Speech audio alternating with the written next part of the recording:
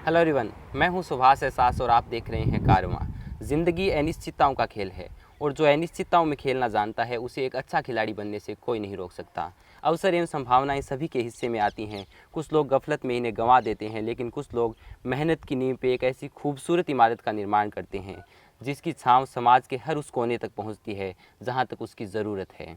हमारे साथ एक ऐसी शख्सियत मौजूद है जिसने अनिश्चितताओं से लेके अवसरों एवं संभावनाओं तक का सफ़र करके मेहनत की नींव पे कामयाबी की शक्ल में एक बहुत खूबसूरत इमारत का निर्माण किया है। नाम है डॉक्टर मनोज योगाचार्य जी। सर, आपका बहुत बहुत स्वागत। धन्यवाद। सर, आप एक जाने-माने योगाचार्य हैं। आप सिर्फ हिंदुस्तान में नहीं बल्कि पूरे विश्व में सोशल मीडिया के ज़रिए योग का प्रसार कर रहे हैं। लेकिन हर कामयाबी के पीछे एक इंटरेस्टिंग स्टोरी होती है, एक स्ट्रगल होता है और कहानियाँ बचपन से ही बननी शुरू हो जाती हैं। तो सर, आपका बचपन कैसा था? आपका फैमिली बैकग्राउंड, आपकी शिक्षा? भाई, फैमिली बैकग्राउंड तो जैसा आमतौर पर होता है, कोई भी सफल व्यक्ति होता है तो ज़्यादातर स्ट्रगल से निकल के आता है। जी। तो खेती और जो हमारा एक व्यवसाय है वो भी खेती के जैसे ट्रैक्टर ठीक करने का और वेल्डिंग का ये व्यवसाय था। तो बचपन से ही वहीं काम किया है और मैं अच्छा वेल्डर, लेथ मशीन का एक ऑपरेटर, इस तरीके के काम मैंने ग्रेजुएशन तक किए हैं। लेकिन बात जब योग की आती है तो मैं 9th से समझ में जब से आने लगा कि शरीर हमारा बहुत बड़ी नियामत है, तब से 4 बजे उठने का नियम मेरा जीवन का एक हिस्सा हो गया कि 4 बजे उठना ही उठना है, कुछ भी हो जाए। तो 4 बजे उठना, और उस समय मैं एनसीसी में था तो एनसीसी के जूते जो थे वो पहन के सुबह सुबह निकलना, ये मेरा एक नियम था। फिर उसके बाद में कॉलेज में आए तो डीएमएस शूज़ मिलने लगे, वो शूज़ पहन के निकलना। परेड की प्रैक्टिस करता था क्योंकि मुझे आरडी परेड दिल्ली जाना था, तो उसकी परेड की प्रैक्टिस 9th से करनी शुरू कर दी थी। तो इस वजह से स्वास्थ्य का जो है वो वहाँ से रुझान बनना शुरू हुआ। और जब स्वास्थ्य में जब आप एक दिशा में जाते हो तो फिर अन्य दिशाएं अपने आप मिलती जाती हैं। तो योग भी ऐसे ही मुझे एक मौका मिला, योग की दिशा में आ गया। शिक्षा के बारे में थोड़ा। शिक्षा तो ऐसा है, हमारे गुरुजी महावीर सिंह जी यादव जो कि एलएलबी यहाँ कॉलेज में थे, अब आज वो हमारे बीच में नहीं है, पुण्य आत्मा है उनकी। वो हमेशा कहते थे कि व्यक्ति का हुनर और डिग्रियां कभी भी जाया नहीं जाती। जिसमें हुनर हो और जिसके पास डिग्री हो वो कभी ना कभी काम आ जाती है। वो उनका शब्द जो है वो हमें हमेशा साथ लगता था। हालांकि मेरी पढ़ाई ग्रेजुएशन तक होनी थी, तो उसके बाद हमने सोचा घर का व्यवसाय है वो करेंगे। लेकिन फिर पीछे जो गेम्स में या इसमें एनसीसी में गए तो उनके आधार पे एडमिशन हो गए आगे से आगे। तो एमए हो गई ज्योग्राफी में, फिर एलएलबी हो गई, फिर पीएचडी हो गई, फिर एमएसडब्ल्यू हो गई, फिर बहुत सारे योग में डिप्लोमे हो गए।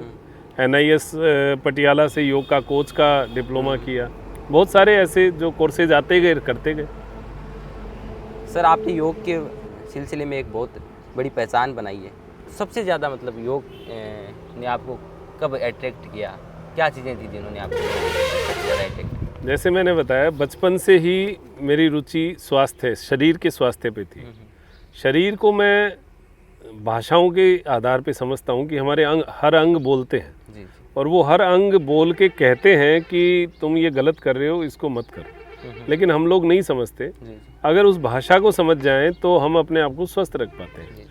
तो योग एक ऐसी विधा है जो आपके उन अंगों तक जोड़ती है।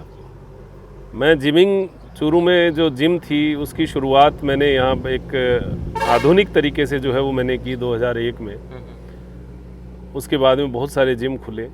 जिम को भी एक नए सिरे से, नए तरीके से मैं लेके आने की मैंने कोशिश की, जिसमें मैंने अपने सिद्धांतों को बना के रखा कि ना मैंने कभी किसी को कोई प्रोडक्ट दिया, ना कोई डब्बा दिया, ना मैंने खाने का कभी उसको हाँ भरी। जिसने खाया उसको मैंने कभी मेरे पास बुलाया ही नहीं। क्योंकि मैं ये मानता हूँ कि फूड सप्लीमेंट्स बहुत अच्छी क्वालिटी के हों तो एक अलग बात है, लेकिन जो आमतौर पर आजकल बाज़ार में बिक रहे हैं वो आम युवा के लिए नहीं है। उसमें बहुत बड़ी अजीब चीज़ें हैं जिनकी वजह से हमारे युवा भटक रहे हैं। तो सबसे अच्छा है वो फूड सप्लीमेंट जो आप दांतों से चबा के खाएं और आंतें उनको पचाएं, जिनके साथ फाइबर्स हों, वो फूड हमारे लिए बहुत बढ़िया है। तो वो चीज़ें जो हैं उस तरफ हमें जाना चाहिए। सर यूट्यूब पे मैं आपके योगा की वीडियोस देख रहा था, कुछ चीज़ों ने मुझे बहुत आश्चर्यचकित किया, जिसमें योगा के प्रति आपका डीप नॉलेज था। तो मैं जानना चाहूँगा कि डीप नॉलेज कहाँ से आता है? क्या आप खुद एक्सपेरिमेंट कर करके चीज़ों को करते हैं या स्टडी से ये चीज़ें पॉसिबल हो पाती हैं? देखो, स्टडी तो पहली आवश्यकता है जी। लेकिन उसके आगे शुरू होता है आपका नज़रिया। आपका नज़रिया कैसा है, आप उसको समझते कैसे हैं। हर व्यक्ति किसी भी भाषा में पुस्तक पढ़ता है, लेकिन वो पढ़ के अपनी भाषा में जब अपने लोगों को कोई बात बताता है तो उसका असर कई गुना हो जाता है। ऐसा ही योग में है। योग को आप पढ़ो, फिर उसके बाद में अपने ऊपर इम्प्लीमेंट करो, फिर लोगों पे इम्प्लीमेंट करो, फिर उसके कुछ रिजल्ट्स आते हैं। वो रिजल्ट्स आप बताते हो तो उसका एक आधार बनता है। साथ में आपका नज़रिया, आप उन शब्दों में अगर कुछ मिलावट करके देंगे तो कोई व्यक्ति सामने भले ही अनपढ़ बैठा हो, पशु भी होता है ना, वो भी भाषा समझता है हमारे हाथ की, हमारे चेहरे की, हमारे आव भाव की भाषा समझता है। तो इंसान तो बहुत ज़्यादा माइंडेड व्यक्ति होता है। तो इंसान भले ही अनपढ़ हो भले ही पढ़ा लिखा, उसका विवेक का अंदर का लेवल जो है वो लगभग समान होता है। वो समझ जो है, वो समझ आपकी अंदर की समझ को 2 मिनट में पकड़ लेता है। अब वो समझ के लेवल को अगर आपने मेंटेन कर दिया, अगर आप अपने आप की पॉजिटिविटी यानी सकारात्मकता, आप अपनी पॉजिटिविटी को जितना बढ़िया रखोगे उतना ही सामने वाले को आप पॉजिटिव तरीके से कन्विंस कर पाओगे। अगर आपने अंदर नेगेटिविटी रखी, अगर आप कोई भी काम कर रहे हो और मन में ये हुआ कि मैं इससे ये फ़ायदा कमा लूँगा या मुझे ये केवल बताने के लिए है, करने के लिए नहीं। जैसे मैंने पर्यावरण के वीडियोस, कृषि के वीडियो बनाने शुरू किए तो मुझे ऐसे लगा कि मैं गलत कर रहा हूँ, कि मैं लोगों के वीडियो दिखा रहा हूँ, मैंने एक्सपेरिमेंट नहीं किया। तो मैं मेरी ज़बान से कैसे कह सकता हूँ कि ये काम अच्छा है। तो आज मैं पिछले 1 साल से सब कुछ छोड़ के मेरे योग और जैविक खेती इसमें लगा हुआ हूँ। उसमें नुकसान भी हुए हैं, घाटे भी लगे हैं, लेकिन वो एक अनुभव जो है वो कहीं मिल नहीं पाता। वो बाज़ार में तो कहीं मिलता ही नहीं, वो ठोकर खा के लेना पड़ेगा। तो वो ठोकर खाने का अभी प्रोसेस चल रहा है। तो वो जब ठोकर जिस दिन मेरे पूरी लग जाएगी और पूरा मेरे दिमाग में वो अनुभव आ जाएगा, उस दिन मैं बहुत कॉन्फिडेंस से कोई बात कह पाऊँगा। तो ये जो जीवन छोटा सा है, उसको अच्छी अच्छी चीज़ें करके हम अगर करेंगे तो एक आम आदमी को कन्विंस कर पाएंगे। तो ये कन्विंसिंग जो है ये आपकी सच्चाई से आती है। और अगर आप में सच्चाई है तो कोई भी कन्विंस हो जाए, नॉलेज हो ना हो, लेकिन आपका जो अनुभव है जितना है उतना आप सही बोलो। जो नहीं है उसको आप साफ बोलो कि मुझे इसके बारे में पता नहीं। झूठ किसी को कहना या गलत आप उसके ऊपर कमेंट करना वो ठीक नहीं है। सर जब हम स्कूल टाइम में थे तो आप हमारे स्कूल में योगा सिखाने के लिए आया करते थे। बाद में आपने यूट्यूब पर भी योगा सिखाना शुरू किया। वहाँ पर आपकी एक बहुत बड़ी फॉलोवरशिप भी है, 11.5 लाख से ज़्यादा लोग आपको सब्सक्राइब करते हैं। तो सर यूट्यूब का सफ़र अगर आप थोड़ा सा बताइए, कैसे शुरू? यूट्यूब का तो ऐसे ही अचानक हो गया, क्योंकि योग 18 साल से मैं योग की लाइन में लगा हूँ, जिमिंग की लाइन 21 साल हो गए। तो अब योग करते करते 3 घंटे मैंने मेरे जीवन के शुरू से निकाल रखे हैं कि ये समाज को देने, उसमें कुछ अर्निंग हो चाहे ना हो। मैंने मेरी जिम जो थी जिसमें योगा मैं करवाता था, उसमें 1,000 रुपये महीना लेकर अगर मैं सुबह सुबह लोगों को बुलाता तो 20-30 हज़ार रुपये महीने के आराम से, मतलब 20-30 लड़के मेरे पास आने को तैयार थे। लेकिन मैंने उसको छोड़ के और पार्क में सिखाना ज़्यादा उचित समझा कि ये फ्री सेवा होनी चाहिए। उसमें सब लोग आएँ, करें, सीखें और वो जाएं। कोई पैसा नहीं, कोई उनको कोई लेना देना कुछ नहीं। बस मैं मेरा तखत डाल के बैठता था, योग शुरू, माइक शुरू, इतने में लोग आ जाते, बैठ जाते थे। परिचय हो जाए तो ठीक, नहीं हो जाए तो ठीक। ये मेरा 18 साल से रूटीन चल रहा है। चूरू के लगभग पार्क में मेरी एक स्थान बना हुआ है कि वहाँ जाके मैं योग करवाऊँ। ये करवाते करवाते आदमी क्या होता है, एक एक्सपर्टाइज हो जाता है, फिर धीरे धीरे उसकी पकड़ हो जाती है। तो यूट्यूब आया, जब जियो का मोब आया था तो उस समय मैंने भी सोचा कि मैं भी कोई यूट्यूब चैनल बनाऊँ। बनाया भी, कुछ चला भी नहीं। 2014 का भी मेरे वीडियो डाले हुए हैं।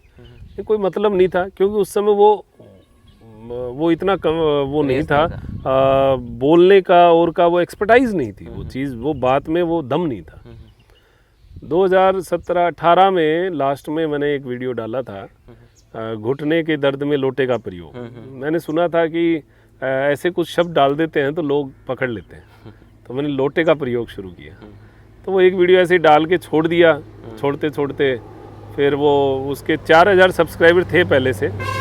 तो मैंने सोचा ये चल जाएगा तो ठीक है। 3-4 महीने देखते देखते पता चला कि ये डाउन जा रहा है। तो मुझे ऐसे लगा, मैं ऐसे नहीं देखता चैनल चल रहा है नहीं चल रहा, मैं ऐसे देखता हूँ लोग मुझे पसंद कर रहे हैं कि नहीं कर रहे।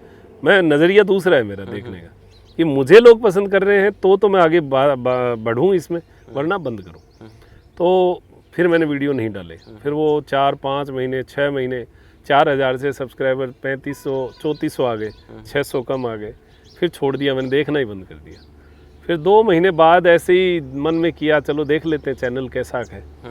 तो उसमें वो घुटने वाला वीडियो कोई 25-30 हज़ार व्यूज़ पे चला गया। चैनल के सब्सक्राइबर जो हैं वो 7500 हो गए थे। मुझे अचंभा हुआ, मैं क्या कोई और होगा, ये शायद अपना नहीं है चैनल। फिर दोबारा देखा, ढंग से देखा, रही है तो अपना ही है, वीडियो भी अपना ही है। तब चला, तब लोगों के कमेंट्स पढ़े फिर मैंने कि वो क्या कह रहे हैं। वो कह रहे हैं आपकी कन्विंसिंग पावर अच्छी है, बोलने का आपका जो है वो दिल में उतरता है, समझ में आता है। तब फिर उसी चीज़ के ऊपर आगे बढ़ा। यहाँ आप शब्दों को सही लेना चाहिए, चीज़ अच्छी होनी चाहिए, नॉलेज अच्छा होना चाहिए। फिर उन्हीं चीज़ों को करते करते फिर पता नहीं लोगों को क्या पसंद आया। ठीक है, बढ़ते जा रहे हैं। अभी तक मेरा कहीं मैंने एक जगह किसी को ऐसा कभी नहीं कहा कि आप मेरा चैनल कभी बोलता ही नहीं मैं कि आप इसको सब्सक्राइब करो। मुझे ये समझ में नहीं आती बात यही है कि आप में अगर दम है, आपके शब्दों में दम है, आपके नॉलेज में दम है, कोई तो आपके पीछे आएगा और कोई जाएगा, कोई फर्क नहीं पड़ता, आप तो लगे रहो बस।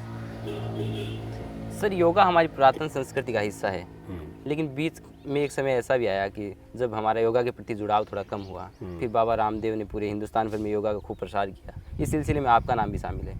तो सर, आप हमारे दर्शकों को कुछ संदेश देना चाहिए, योगा के महत्व बताने चाहिए, जिससे लोगों का योगा के प्रति जुड़ाव बना। देखो, स्वामी जी बाबा रामदेव जी ने जो योग के प्रति किया, जो देश के प्रति किया, बहुत बढ़िया मतलब उनका काम था, और उन्हीं की वजह से आज योग पूरे वर्ल्ड में है। उसके बाद मोदी जी ने बड़ा अच्छा प्रयास किया और अंतर्राष्ट्रीय योग दिवस में भारत का एक नाम परचम लहराया। ये दोनों ही व्यक्तित्व ने योग को बहुत बड़ा सपोर्ट दिया है। बात यही है कि दिखता है वो बिकता है। योग में तो दम पहले भी था, आज भी है, आगे भी रहेगा। केवल बात दिखने की है। दुकान के ऊपर जो सामने पड़ा रहता है बिकता वही है, अंदर पड़ा रहता है वो नहीं बिकता। बस केवल इसको उठा के बाहर रखा गया, और आज वो बहुत बड़े लेवल पे है। रही मेरे सहयोग की बात, तो देखिए मेरा तो कुछ सहयोग नहीं, इतना सा मैंने तो काम किया, चल रहा है, बढ़िया है। जो लोग ये मानते हैं कि साहब बहुत बड़ा नॉलेज है, तो ऐसी भी कोई बहुत बड़ी बात नहीं। जैसे सामान्य जो हमारे योग गुरुओं को होता है, उससे 19-20 मुझे भी होगा, तो वो कोई खास बात नहीं है। योग अनुभव का खेल है, अनुभव करते जाओ। हर व्यक्ति योगाचार्य हो सकता है। मेरा उद्देश्य कहीं ऐसा नहीं है कि मैं योगाचार्य बनूं और मेरे पीछे फॉलोवर बने और सामने 500 लोग बैठे, मेरी ऐसी कोई इच्छा नहीं है। मेरी इच्छा ये है कि जो वीडियो को देखे वो उस बात का पूरा नॉलेज ले ले, और वो अपनी गली में योग सिखाने वाला योगाचार्य बन जाए, और वो वहाँ अपने गांव में, अपने गली, अपने मोहल्ले में योगाचार्य बने। उससे क्या होगा, सबसे अच्छी बात ये होगी कि वो एक तो व्यक्ति खुद स्वास्थ्य के प्रति जागरूक होगा, दूसरा अपने घर में जागरूकता फैलाएगा, और तीसरा वो नेक्स्ट जनरेशन को तैयार करेगा। तो हमारे से सीधा लिंक हो नहीं हो, इसीलिए मैं मेरे हर वीडियो में पूर्णता देने की कोशिश करता हूँ। शुरू से लेकर अंत तक हर बात कोई छूटे नहीं, ऐसा प्रयास करता हूँ। तो इससे लोगों का एक जुड़ाव तो बनता ही है। सर, आज जो मानव जीवन है वो थोड़ा अस्त व्यस्त है। स्ट्रेस, डिप्रेशन, ओवर थिंकिंग जैसी चीज़ों से घिरा हुआ है। ये चीज़ें मेंटली और फिजिकली दोनों तरीके से हमारे शरीर पे बहुत बड़ा आघात करती हैं। इन चीज़ों से हमारे शरीर में हज़ारों तरह की बीमारियां होती हैं। हम एक एग्जांपल लें तो ब्लड प्रेशर का अनकंट्रोल होना सोसाइटी में एक बहुत बड़ी समस्या है। और जब हम डॉक्टर के पास जाते हैं तो डॉक्टर एक टेबलेट सजेस्ट कर देता है और कहा जाता है कि इस टेबलेट को लाइफ टाइम लेना पड़ेगा। बाद में बीपी को कंट्रोल करने के सिलसिले में अपना ब्लड शुगर अनकंट्रोल कर देते हैं। इस तरीके से चैन बनती जाती है, और कुछ लोग तो 5-5, 10-10 टेबलेट एक दिन की कंसिस्टेंट ले रहे हैं। तो सर, लगातार टेबलेट लेना तो इस चीज़ का हल है नहीं। तो सर, अगर आप स्ट्रेस, डिप्रेशन और थिंकिंग पे योगा और प्राणायाम का महत्व बताना। देखिए, योग का महत्व बहुत है। ये बीमारियां नहीं है। उच्च रक्तचाप हुआ, डायबिटीज हुआ, ये हमारे समाज में इतना फैल चुका है, ये बीमारियां नहीं है। एक्चुअल में हम खुद मन से बीमार हैं। हम चाहते हैं कि हम टैबलेट लें, हम चाहते हैं कि हम दवाइयाँ लें। मेरे पास मोटापा कम करने वाले लोग आते हैं और ये पूछते हैं कि गुरुजी मोटापा कम करना है, क्या खाऊं? मैं आपने ये शब्द ही उल्टा ले लिया। मतलब मोटापा कम करना है और क्या खाऊं? आप ये पूछते क्या ना खाऊं? तो ना खाऊं कहने वाले कोई 100 में से 2 होते हैं, बाकी 98 ऐसे होते हैं मैं क्या क्या खाऊं जिससे मेरा मोटापा कम हो। तो खाने का शब्द ही मोटापा है। तो वो तो बात वही है। अगर आपका मोटापा बढ़ेगा तो उच्च रक्तचाप तो बढ़ना ही बढ़ना है। ये बीमारी नहीं है, ये जीवन शैली का रोग है। जीवन शैली जो है ना, वो उसको सुधारना पड़ेगा। योग, पसीना निकालना, अंदर तक जो हड्डियां तक गर्म करने वाली जो चीज़ें हैं, वो योग की विधा में जो आसन जिनको कहते हैं, उन आसनों का सही प्रयोग अगर किया जाए तो मैं ये कहता हूँ टैबलेट्स की तरफ जाना ही नहीं पड़ेगा। और व्यक्ति अपनी स्वस्थ जीवनचर्या, मैंने 60-60, 70-70 साल के लोगों के मेरे YouTube पे कमेंट आते हैं या फ़ोन आते हैं मुझे, तो वो कहते हैं कि हम आज से 10 साल पहले ज़्यादा बीमार थे, आज तो बहुत स्वस्थ हैं। मतलब एक जवान की सी जीवन जो है वो योगासनों से जी रहे हैं। तो जीवन तो देखिए आपको करना पड़ेगा। अगर आप शारीरिक क्रियाएं अच्छी करोगे तो 100% स्वस्थ होगे, भले ही फिर वो मधुमेह हो, चाहे उच्च रक्तचाप हो, कुछ भी हो। सर, जो कोविड का काल था इसने हमारी डिक्शनरी में बहुत से नए शब्द जोड़े। इस सिलसिले में एक पुराने शब्द को मार्केट में लाकर बहुत बड़े स्तर पर ब्रांडिंग की गई। वो सब था इम्यूनिटी। लोग पता नहीं क्या क्या खिला के इम्यूनिटी बढ़ा रहे थे। तो मेरा सवाल है कि डॉक्टर मनोज योगाचार्य इम्यूनिटी को किस तरीके से परिभाषित करते हैं और इम्यून सिस्टम को लाइफ टाइम दुरुस्त रखने के लिए क्या चाहिए? इम्यूनिटी है कि सुबह जब से हम उठते हैं और जब तक सोते हैं तब तक हम स्वस्थ बने रहें। और उसको स्वस्थ बनाने के लिए, स्वस्थ बने रहने का मतलब 1 मिनट भी हमें कोई बीमारी महसूस ना हो। हम अपने आप को ऐसा माने कि मैं ये नहीं खाऊंगा, ये खाऊंगा, ये करूंगा, ये नहीं करूंगा, ऐसा सोचना, इसका मतलब हमारी इम्यूनिटी कमज़ोर है। और दूसरी बात ये है कि खान पान जो आप सुबह से शाम तक खा रहे हो उसका इम्यूनिटी पे बहुत बड़ा रोल है। अब आप पिज्ज़ा बर्गर खा रहे हो और फिर उसके बाद में कह रहे हो अश्वगंधा का चूर्ण 1 चम्मच ले लूँ और मैं अपनी इम्यूनिटी स्ट्रॉन्ग करूँ।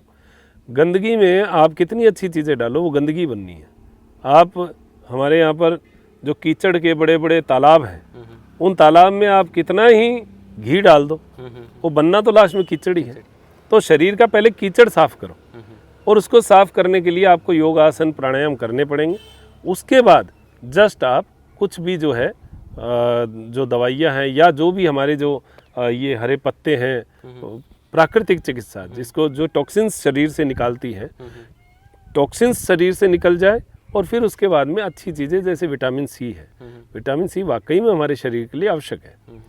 वो कोई वो शरीर में रहता नहीं है, वो डिपॉजिट नहीं होता, रोज़ लेना होता है। तो उसको रोज़ लेने के लिए हमारे पास नींबू है, आंवला है, मौसम्मी है, संतरा है, ये बहुत सारी चीज़ें हैं। और बाकी अन्य सोर्सेज तो जामुन हो चाहिए, सहजना का पत्ते हों, बहुत सारी चीज़ें हैं जो अन्य सोर्सेज भी हैं, तो उनको लिया जा सकता है। इम्यूनिटी स्ट्रॉन्ग तो करना ही पड़ेगा, खान पान हमें सही रखना ही पड़ेगा, ये तो बहुत ज़रूरी बात है। तो आप अपने खान पान में लिक्विड की जगह लिक्विड, सॉलिड की जगह सॉलिड, फाइबर की जगह फाइबर, ये सब लोगे तो इम्यूनिटी अपने आप स्ट्रॉन्ग हो जाएगी। साथ में खाओ कितना ही, चूल्हे में आँच कितना ही दो, आग जलनी चाहिए, धुआं नहीं उठना चाहिए। तो हमारे शरीर में खाया जितना खाया वो पचा नहीं, तो फिर क्या मतलब है? फिर आप कुछ भी खाते रहो ना, इससे इम्यूनिटी क्या बनेगी? लोग प्याज और 1 रोटी खाकर इम्यूनिटी स्ट्रॉन्ग रखते हैं। क्यों? क्योंकि वो उसको पूरा जला देते हैं, पूरा पसीना निकालते हैं। वो पसीना निकालना जरूरी है, वो किसी भी तरीके से निकाल। सर, आपके छात्र जीवन से जुड़ा हुआ एक क्वेश्चन है। आपने अपने कॉलेज टाइम में छात्र राजनीति में अहम भूमिका निभाई। छात्र राजनीति आपको किस तरीके से आकर्षित करती थी उस वक्त? उस समय देखो, युवा को युवा आकर्षित करता है और यूथ जो है वो अपनी एनर्जी को अगर सही दिशा में लगाए तो उसको बहुत सारी चीज़ें मिलती है। मोब सबको पसंद होता है। मेरा छात्र जीवन जो है वो समर्पित भाव से ही रहा। उसी समय भी जब मैं एनसीसी में था तो मेरे साथ 500-600 लड़कों की एक बहुत अच्छी फ़ौज रहा करती थी। और उस समय मैं कॉन्टिजेंट कमांडर था, यहाँ का राजस्थान का कमांडर था। फिर इंडिया लेवल पे अटल जी के साथ मैंने गैरिसन परेड ग्राउंड पे पीएम्स रैली की, उसमें जार फर्नांडिस के साथ गार्ड ऑफ ऑनर कमांड किया। तो वो जो एक स्थिति थी वो ऐसी थी कि हम यूथ के साथ मतलब यूथ के लिए कुछ करें।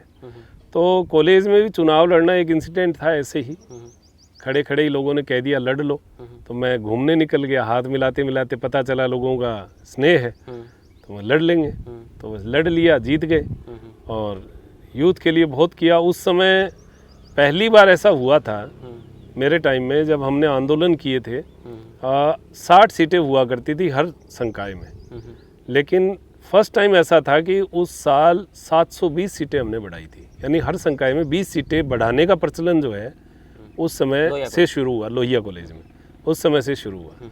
और अब लगभग 80 सीटें ही रहती हैं, मतलब 60 + 20, 60 + 20, 20 और बढ़ जाती हैं जब थोड़ा प्रेशर होता है बच्चों का। तो उस समय बहुत आंदोलन हुए थे और बहुत बच्चों के लिए किया था।